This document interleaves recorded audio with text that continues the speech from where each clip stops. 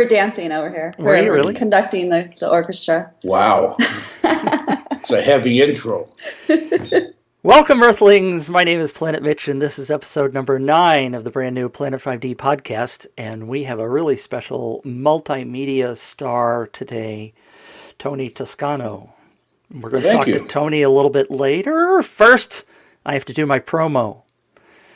The Planet 5D podcast is the best place in the universe to hear the latest in photography and video news, as well as interviews with industry leaders. See, I can't even read my own writing.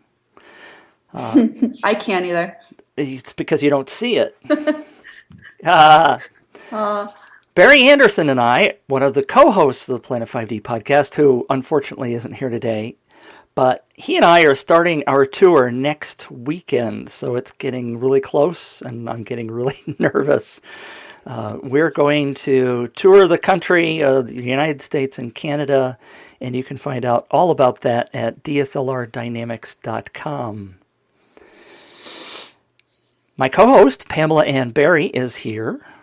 Hello. Pamela has worked in film and radio for over 15 years. See, I'm reading again. You're reading. That's not my handwriting, though. Well, but you did write it, I believe. Yes. She's a producer, a director, an editor, and a camera operator, and everything else. So why not just... I just spilled my water all over myself. At least it wasn't on your computer. Oh, mercy. So this is going really well so far. Wow. What an intro, Mitch. Yeah. I'm sopping wet with ice. So Barry is in Ireland, isn't he? Yes, he is. And a matter of fact, he didn't really tell me he was going, which I think it's part 2 of his 4-part tour of wild places in the universe, or planet Earth as we call it here. And we talked several episodes ago about he went to Chernobyl, he and his wife, and did a project there, and I think this is part 2 of that project. I'm eager to find out what he's really doing in Iceland, and more about that project when he gets back. Fantastic. Now, he's getting back just before we go on the tour, so that's crazy timing, if you ask me.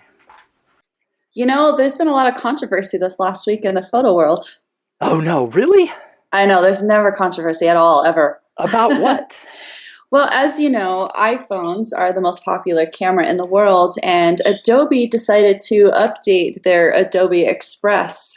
And from their 4-star review on the apps, they went down to 2 stars for the new update, and I think they have good reason for that. What? I'm not familiar with Adobe Express. Would you tell us what that is? Adobe Express is pretty much the Photoshop for your iOS device. Ah, right. Okay. So you can take your pictures and quickly do some, fun edits. Well, this particular update took away a lot of the free effects, a lot of the free effects that people are used to. They completely redesigned the whole thing, which I think it looks great, but people who had bought a lot of the packages for effects assumed they had lost it because they couldn't find it, when in actuality Adobe had changed the names and moved it around, and so people couldn't find it. And so a lot of the consumers have been very, very vocal on the web in the last little bit about the changes to Adobe Express. So did they do that for monetary reasons, or did they upgrade for the new iOS 7, which is coming out today? I am assuming they updated for the new iOS 7 because this upgrade just happened over the weekend. But my thinking is, to a lot of the people that are angry out there, is it's a free app. I mean, come on. I mean, if you're going to be that upset over a free app, either go find something else or get used to it. And if you have bought some of the effects and you don't like how it is, then ask for your money back. I mean, I don't understand why people get so upset over changes. You know, even when Facebook updates just the slightest little thing, all you hear about in the next 3 or 4 days is complaining in this and complaining that. So if you are one of those complainers about this app, it's a free app. Okay, my rant's over. Oh, come on. Tell us how you really feel. I saw. Well, Go you're ahead. not paying for it, so really, what do you have to complain about? People hate change. It's so true. I was just watching a video by Larry Jordan, who is the Final Cut 10 kind of guru, training kind of guy. Oh, he's loved in this world. And well, he's not employed by Apple, so Okay.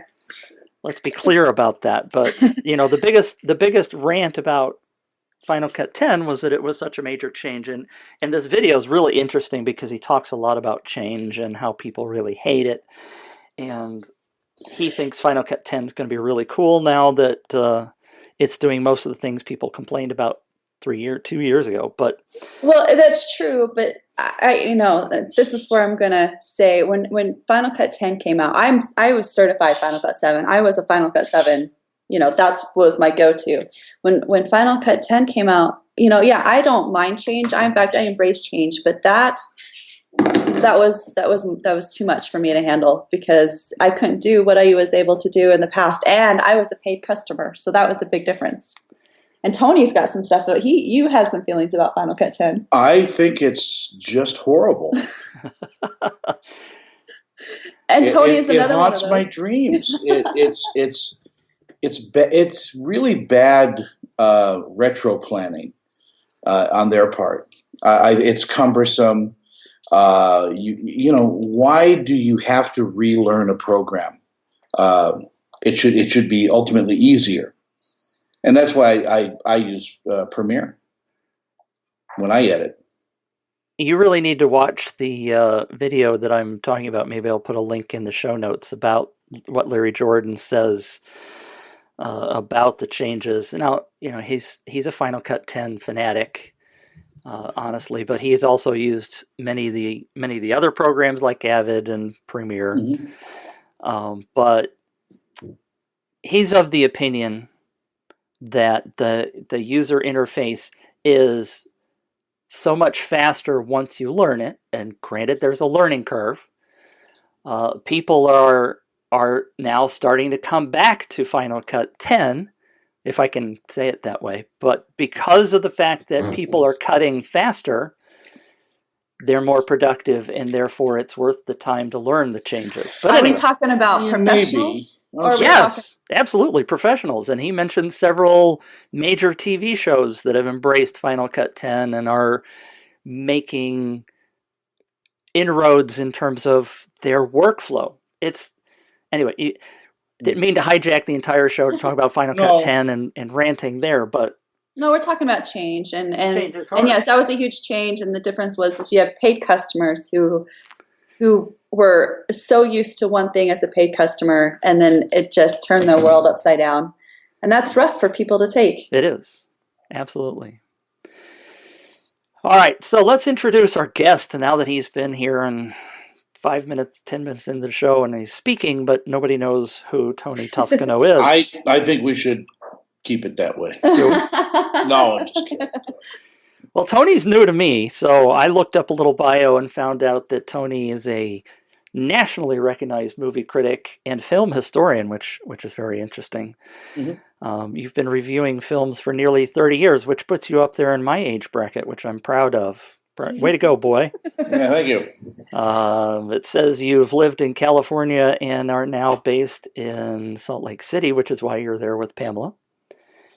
And the big news is that you are in charge of this thing called talkingpictures.tv. So you're doing regular movie reviews and interviews and stuff like that. Yeah, Talking Pictures is it's a internationally syndicated television show, which we do here in Salt Lake City. And we've done it for, now it's going on 15 years. Wow. Yeah. I'm embarrassed to say I don't know about it. Well, a lot of people don't. I mean, that's okay. That means there's room to grow. Yeah, this is my first time with Planet 5D, so I mean, I'm just curious about you too. But yeah, we've been doing this for 15 years on television. and about 40 years radio and newspapers. So it's been a while that this thing has been on the planet. Shall we jump into the Meteor Round? We like to loosen people up a little bit. I started to have some music for it, but I apologize that I didn't get it ready before the show. Do it in post. That means extra work for Pamela. Oh. Because I don't have enough work to do it all, ever. Yeah, we know how you feel about work. Yes. All right, this is the Meteor Round, which, of course, relates to the universe theme. Get it? Get it? Universe, planet? Okay. For those people who haven't tuned in yet before. And we'll start with some traditional questions just to get you loosened up. What is your favorite movie? You're asking a movie critic. What genre? Yes. You just asked a movie critic what his favorite movie is. I thought it would be appropriate. Well, I do actually. Science fiction. Science fiction, The Day the Earth Stood Still, 1954, I think. What is your favorite ice cream? Rocky Road. Why? Because I enjoy the textures of Rocky Road. Nuts, marshmallow, chocolate. Who can complain about that? If I gave you a plane ticket to anywhere in the world, where would you go? Ireland. Why? Because I love Ireland. That's why. They have a very low drinking age. Well, that should matter to you. No, he's young enough. I'm now the same age as a fine Scotch. What is your worst work experience? Oh wow. Oh, Lord. I don't want to mention anyone's name because of lawsuits. But there was a woman I worked with at a TV station locally here in Salt Lake City who was so jealous and so maniacal. She was my direct boss and didn't understand television at all, how anything worked, and yet tried to make it, of course, she was the boss and she had boss-itis. And just, in front of people, in front of my fellow coworkers, would tell me that I was too fat to be on TV. She was hideous. Just hideous. So that was my worst work experience. What is best done slowly? Sex. He wasn't going to dance around that one. No, he's the king of short answers, which is good. No, that's me. For the Meteor Round. Well, is there a prize? Okay. Yeah. Not with that last answer. It's not related. Actually, well, now depends. Depends if it's in an airplane bathroom. Then you get it. Oh, my stars. All right, let's move out of that. I want more questions. Well, one of my first questions for you is movie related and movie review related. Have you seen Gravity yet? No, I will see that tomorrow night.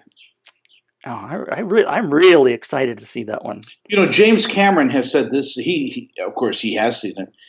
Has said this is the best space movie ever made. Oh, really? Really? Yeah. He's loving this film. It's not his, but he says it's really, really very well done. And the promos for this movie, the trailers, have got me really interested in how they do this. Yes. It's basically two people. It goes back to the old theater. Two people on a bare stage play. What do you say? Yep. And so it seems to me that it's going to be really, really interesting because I like Sandra Bullock. I like George Clooney. Yep.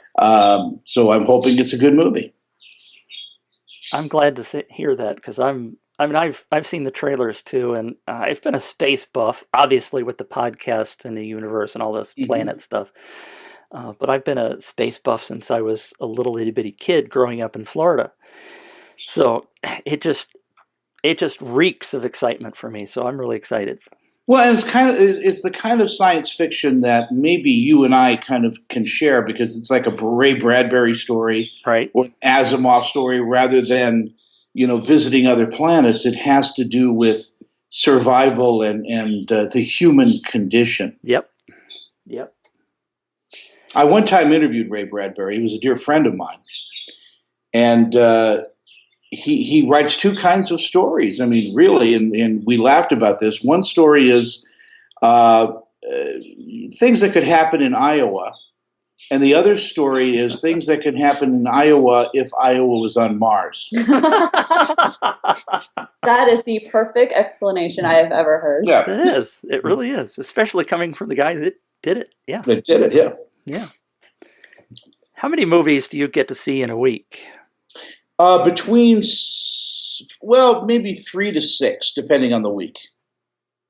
Does that get tiring? It's my job. I like doing my job. Tiring, if I have a run of really bad movies, yeah, it can be exhausting because I'm also producing television shows. I'm live on ABC News, things like that. So sometimes my day starts at 3 in the morning. Good grief. And it doesn't end till 1 in the morning. So those are the days I really look forward to. You do a lot of interviews.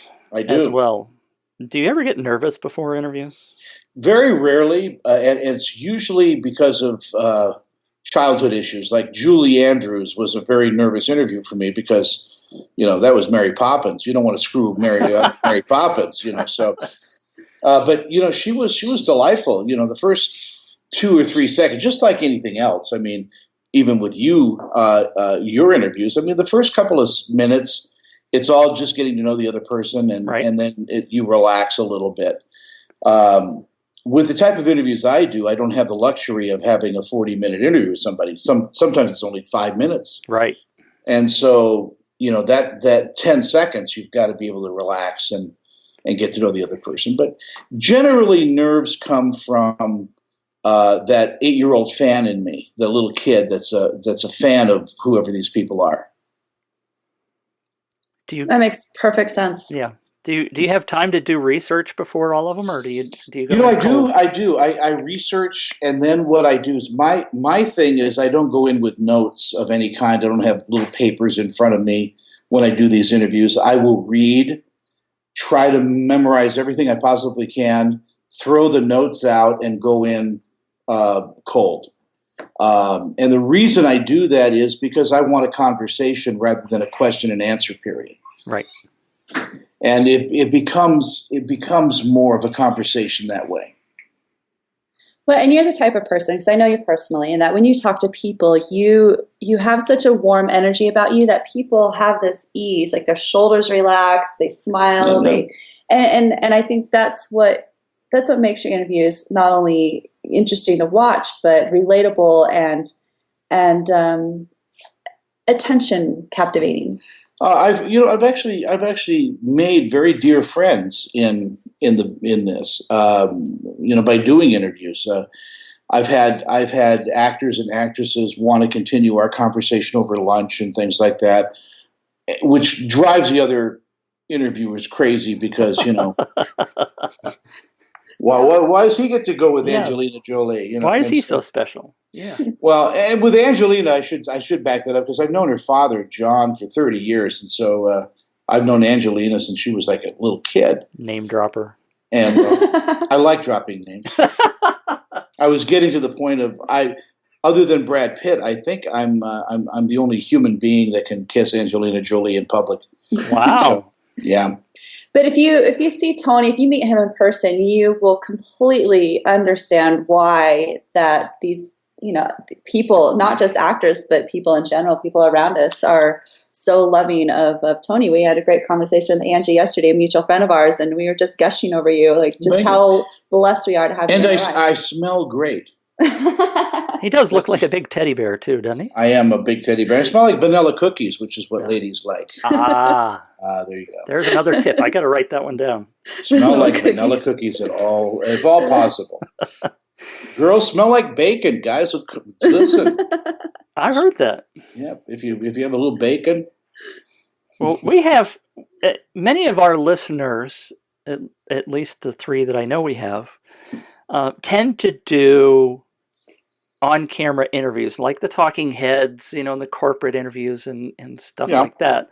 So I'm really glad to have you on because I think that kind of fits in with what many of our listeners are after. And of course, we'll have some links to a show so our listeners can see Tony, interview people just to show that connection he makes right away with those across. Well, I think a lot of interviewers are stiff, and because they do too much research. I think there's a point where, the philosophy I have is, if you're sitting and doing what we call a junket style interview, right. That's a chair and a camera and a camera.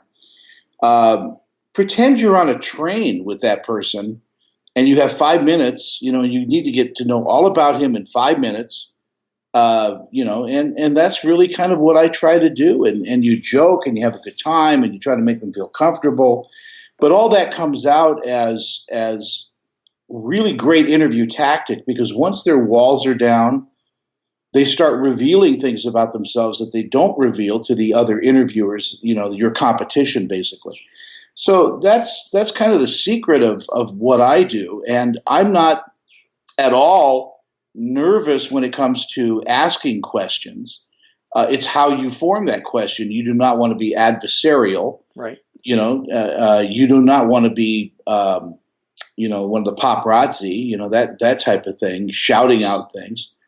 But if they volunteer information, it's okay to pursue that.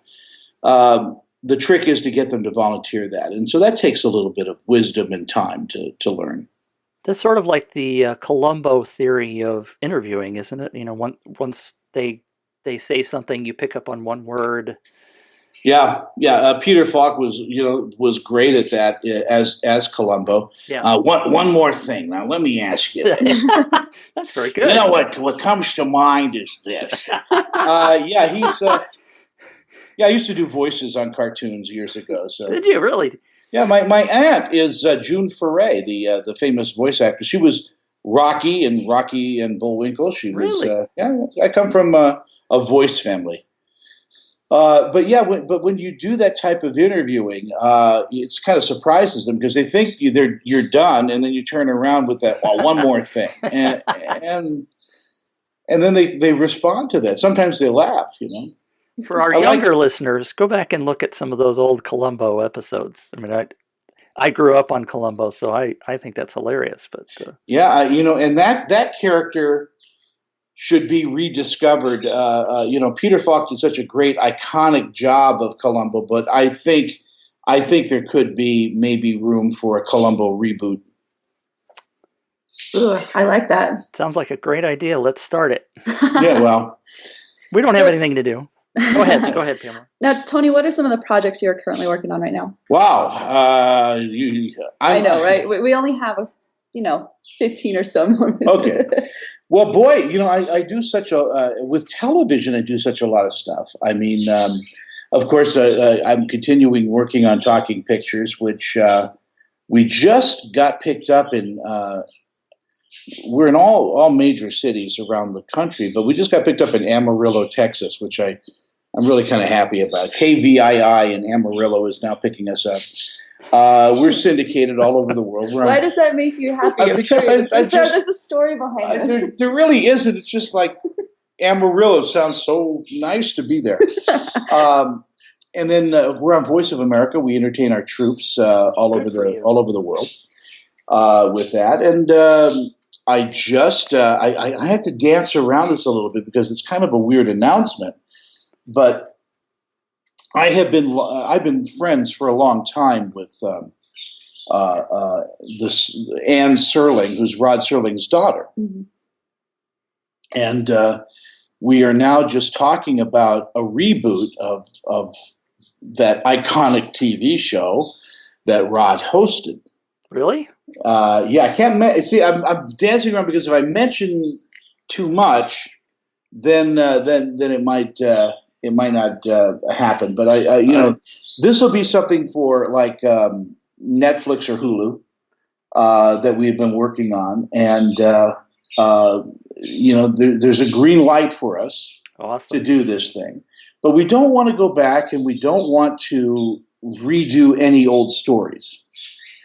I feel that those stories, and Anne is the same way, feels that those stories have been told, they've been done. There was a reboot of The Twilight Zone back in the 80s, and they had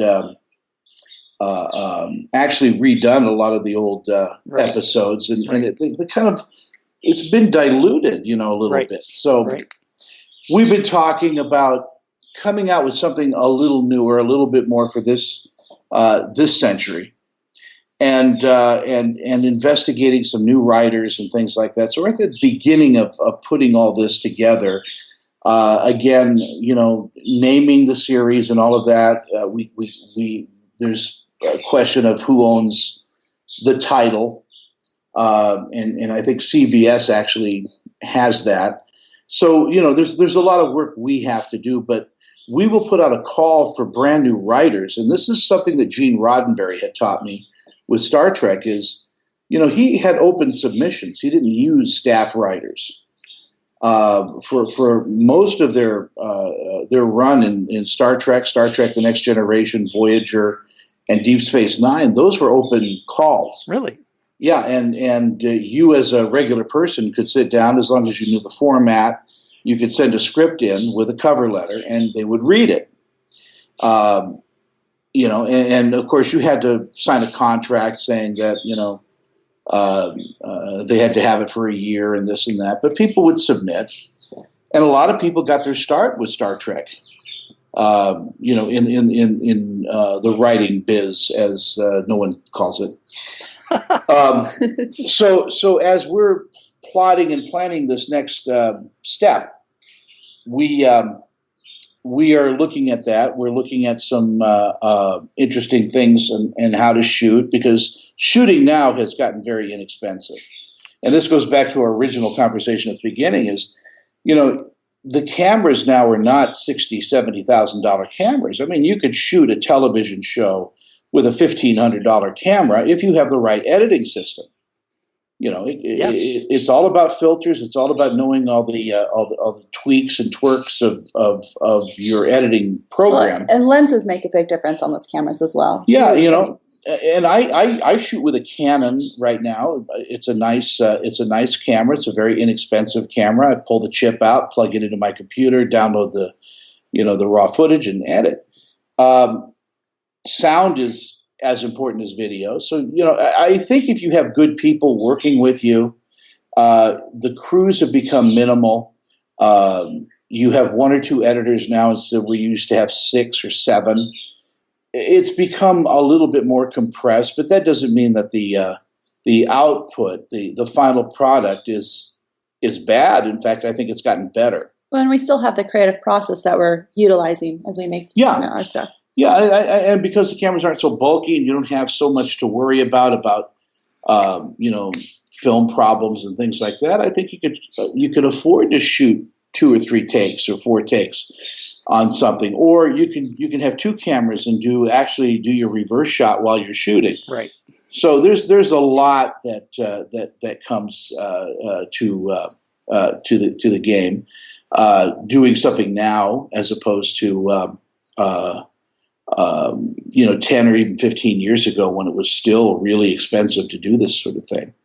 And now, of course, because of cable, because of the pie being, there are so many outlets for television, so many outlets for things that... and you've got the web now, too. Yeah, and really it is, people used to go, well, you don't make money on the web. Well, you can.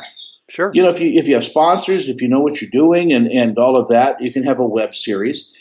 I think Hulu, I think Netflix, I think Apple, iTunes, all are good, are going to be outlets. This is where television is going. It's all going to be this. I think broadcast TV will always be there, but broadcast TV will be like radio. It's there. We know it's there. But if you really want entertainment, you got to pay for it. Right. For example, Breaking Bad. I don't watch TV, but I watch Breaking Bad because as a filmmaker, that is inspiration, just the shots, everything. I don't have cable. I don't have TV. I buy the episodes for less than $2 on Amazon to watch. And for me, I can watch it when I have time, Yeah. when I can, and I don't have to worry about it. Well, it's interesting because as a film critic, there are movies that premiere on iTunes 2 or 3 months before I could see them in the theaters, and I watch them there. I mean, it's a great resource, and of course, even things like this podcast. I mean, again, 10 years ago, 15 years ago, you could never do this. Right. Well, and podcasts are interesting. People listen to podcasts when they're working out, when they're at the gym, when they're on their commute to their. It's a different demographic of who listens to podcasts, and and people don't realize that. The listening audience for podcasts are different than listening, to the radio people or to TV. I mean, these are you're working out, you're on your treadmill, or you're making dinner, or that's when people listen to podcasts. Okay, I'm a bit confused though, because isn't it easier to have a radio on than it is to have a laptop while you're running on your treadmill? No, you download the podcast to your, iPod. Oh, it's an MP3. Yeah. Right. Oh my gosh. I was just wondering. Yeah. See, I'm from a different generation. Welcome to the 21st century. I'm thinking, wow, you gotta have a laptop with you, but you don't. Of course, you don't. No, iTunes. But I think the next step, being a futurist, I think the next step is some kind of a small device that you will have, like a what am I thinking? MP3. Like an MP3 player that holds podcasts, that automatically updates. You sign into it and you say, okay, I want these podcasts. And then it just updates your podcasts on a daily or weekly basis. It's called an iPhone. iPhone does that too. Really? Yeah, I have my podcast on my phone. Why is your iPhone all broken up? Oh, dear. So I have the unfortunate smashed screen. So that commercial where, again, you watch TV where you see this blood dripping in the bathroom. Bill Hader. Blood That's dripping. Bill Hader's commercial. I love it. From Saturday Night Live. Dripping through the house, and then you hear a phone ring, and you see this guy sitting on the couch with his fingers bandaged, and he has this terrible, scared look on his face because he doesn't know how he's going to answer his phone. So when I dropped my phone yesterday, I laughed because that was the first image that came into my mind. I was like, so it's all covered in plastic. But guess what? That means I get to upgrade to the new iPhone. Oh, yeah. I'm going to do that today. I'm going to run over to my store and get me an iPhone 5 because I heard the battery lasts more than 8 minutes. So that's nice. So we're never going to get that Apple. We're never going to get that Apple sponsorship we want. No, afraid not. But I'm sure that 10 years ago somebody was saying, "Hey, I'm going to do a podcast." You're going to go, "What?" And now they're pretty common because it's actually replacing radio. It's actually replacing informational radio. And again, just like what I do with television, it's niche marketing. I mean, you have certain subjects that people want to hear about. And this is one of them. They want to hear about technology. They want to hear about the entertainment business, movies, things like that.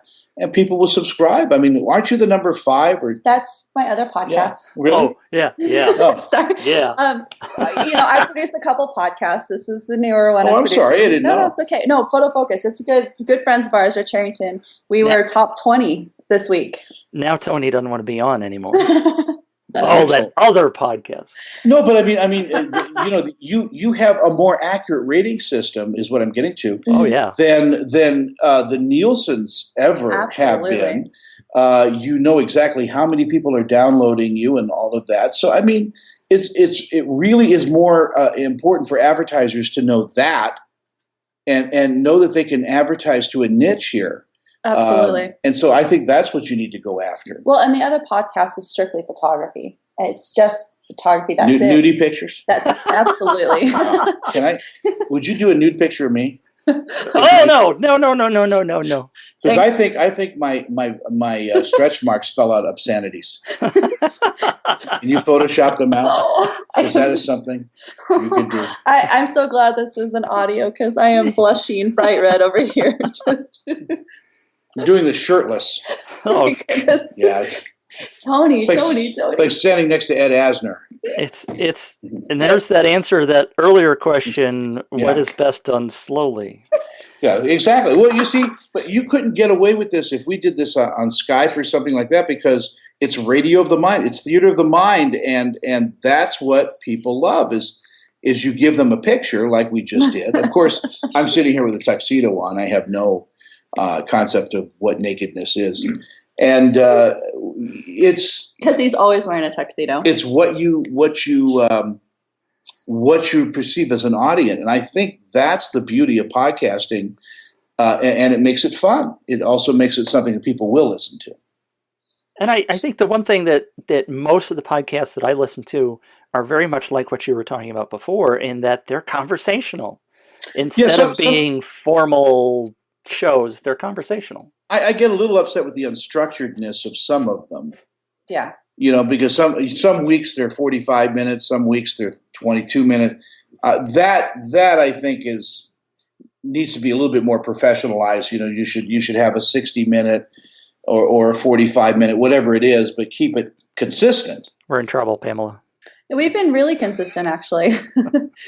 we've stayed in the 45 to 60 minutes. Well, that's what I'm saying. Is that's okay? But boy, I've honestly listened to one that was 10 minutes one week and an hour and a half the next week, and I'm wondering, well, why? Being a producer of a couple of podcasts, the key to what I've been seeing success-wise is, one, the consistency, but two, like for once, we're out at the same time every week. The other podcasts are on the same days every month, the 5th, the 15th, and the 25th, and payday. Yeah, well, and you're teaching, I know, right?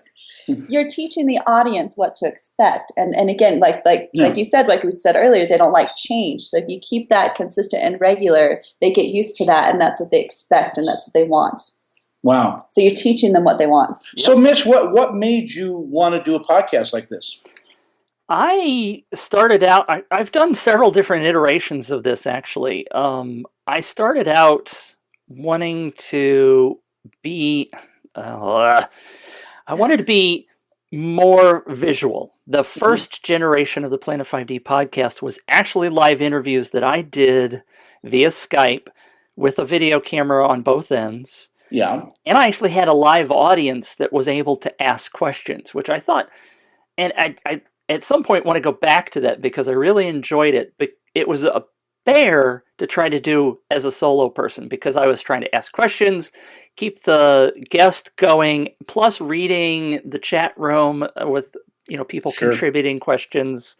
Because what I wanted to do was I'm very blessed, like you say you are. I've seen you say several times that you're very blessed.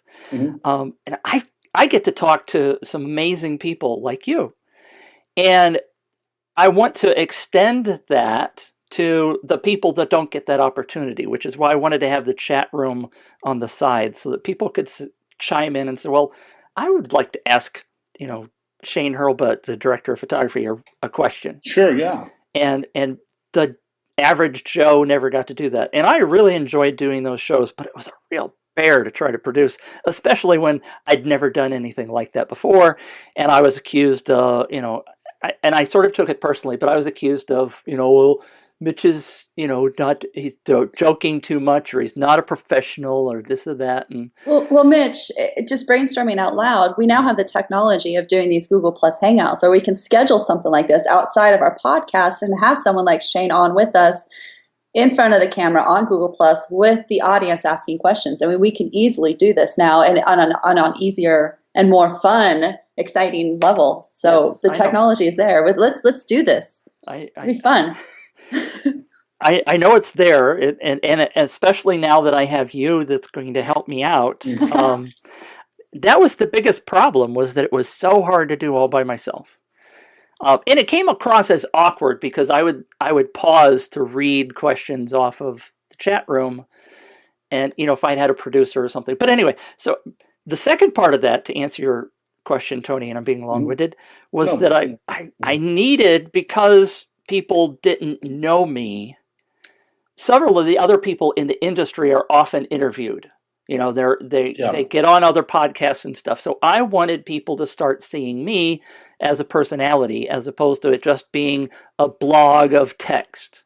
Right. So my second purpose was to become visual. Well, I think that's the next step then, isn't it? Is to take this successful podcast and then maybe do something with a a small set of cameras and go to like a local access. I know that in Florida you have access to a couple of smaller channels that I think is it Time Warner out there, not Comcast. Time Warner's in Atlanta. But he's in Florida. Where are you at, Mitch? I'm actually in St. Louis. I said Florida because that's where I grew up earlier. St. Louis. Oh gosh, yeah. Some of my best friends live in St. Louis on the air. Melanie Moon.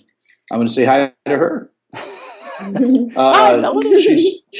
She's on the air in St. Louis. But anyway, but taking that and getting on to some of the smaller channels, the community channels, and having a show there would be a wonderful step for this.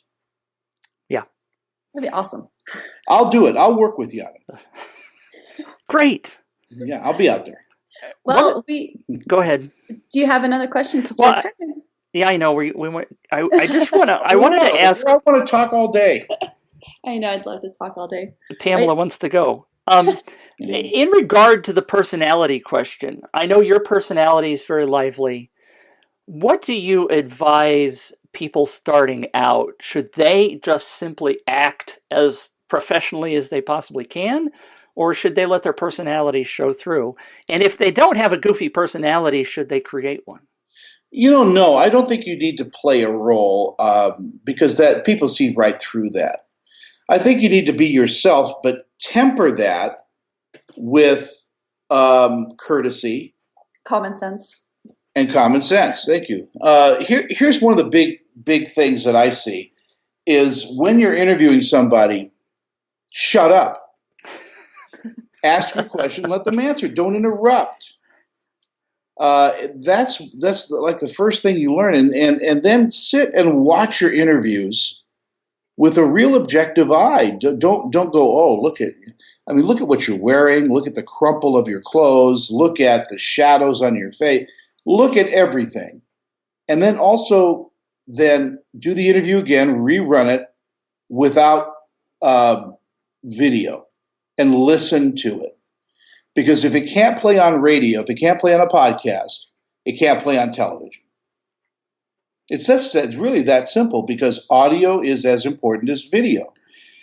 And once you get that lesson down, and after you're shocked and seeing how you look and how you move and how you sit, because it's going to be tough to take on some. First time I watched myself on camera, wow. Yeah, it's one of those things, but that's a great lesson, and just be really objective in how you approach yourself. Be your worst critic, but also be your best fan. You can do both. That's excellent. All right. Well, we really loved having you on the show this week, Tony. Thank you. I love the salad bar here. It was just great. Pam brought in a lot of kale. And I'm handing him a bright red rose right now. Thank you. This is lovely. This matches my eyes. Gosh, I never got a rose. You're in St. Louis. You have an arch. Can you see the arch from your house? No. Oh, see, you had to think about it. Arch. If I walk down the street about a mile, I can see the arch, but not from here. Really, I have a friend who's on the air over there. Kevin Steincross is his name, and he lives at the top of the arch, is what he told me. Well, there was somebody that tried to land on that with a parachute. Really? Yes. Speaking of being on the top. The government really sponsored the building of that as a huge McDonald's commercial, and it just didn't quite work out. The gentleman that tried to land on the top invited his girlfriend to watch. Oh, no. Yes. Wow. It did not end well. Oh, man. I hope he had insurance. That's a question I did not ask. Does insurance cover insanity? I don't think so. There you go. Next week on the show is... Oh, there you go. Yeah. Wow, what a segue. Pamela? It's not 100% confirmed, but okay. For a little teaser, he's one of the most famous concert photographers in the world. He has he's got 158,000 Instagram followers alone. Lou Ferrigno? Name dropper. And to give you a little hint, he actually has Cannon tattooed on his body. Yikes. Well, That's Diane loyalty. Cannon. Diane Cannon, yeah. I think she spells it differently, Tony. Oh, I'm sorry. Oh, Tony, you have been an absolute pleasure to have on the show this week, and you gave some very great sound advice and sound tips that we will definitely link into the show notes. But thank you again for joining us today. Thank you for having me. This was a ball. Let's do this again. Absolutely. I'd love to. Thanks, Mitch. And Mitch, you are leaving on tour here soon. I am leaving in, well, actually 8 days. Are you coming to Salt Lake City? No, I'm sorry. Salt Lake City is not one of the 30 tours on the DSLR Dynamics tour. You can find out all of those cities on DSLRDynamics.com. Plug. But we actually start in Vancouver a week from this coming Saturday on the 28th. So it'll be my first time in Canada. First time teaching in front of a whole crowd of people, and I'm really, really excited about that whole tour. So, and you can get 15% off with the code Planet5D, by the way, if you're listening and want to go. And we're also giving away 30 tickets. If you go to planet5d.com, you can find out how to get a free entry. Is that 30 tickets to one person or 30 people get a ticket? How are we dividing that up, Nancy? 30 different people get 30 different tickets. Well, they all get one ticket. They all have to show up to one location. And no, we're not paying for travel. Speaking of iTunes... I love your segment. Oh, wow. It's just abrupt. I'm just trying to keep the show going because I know Pamela wants to get the heck out of here. She's already out the door. Okay, bye, Pamela. Subscribe to us in iTunes. We definitely have the new iTunes audio-only version working properly.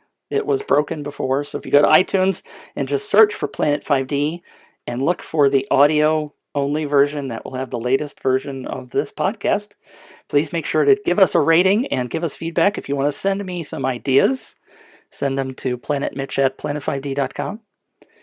And we really, really, really appreciate you listening. Are you sure it's just really? No. Really, really, really. And tune in next week when Barry and Pamela and I have a lot more fun. And thanks again to Tony for giving us a good review. Get it? Review? And you guys, you get an A. Awesome! Now, Yeah. if Wow. you'll go say that on iTunes, I'd appreciate it as well, Tony. Yeah, this is my favorite podcast. No, you have to say it like this. Planet 5D is my favorite podcast. All right, here we go. This is for the promo. The promo. Hi, everybody. This is Tony Toscano, and Planet 5D is my favorite podcast. It gets an A. Love it. Awesome. There. All right. Thanks, Tony. Bye, kids. I think we need to do a little more all-weather testing. We've had a couple of cardiac arrests down here, too. We got a bunch of guys about to turn blue. We're breathing again. That was definitely an e-ticket. Roger, 0J, and I feel fine. Returning him safely to the earth.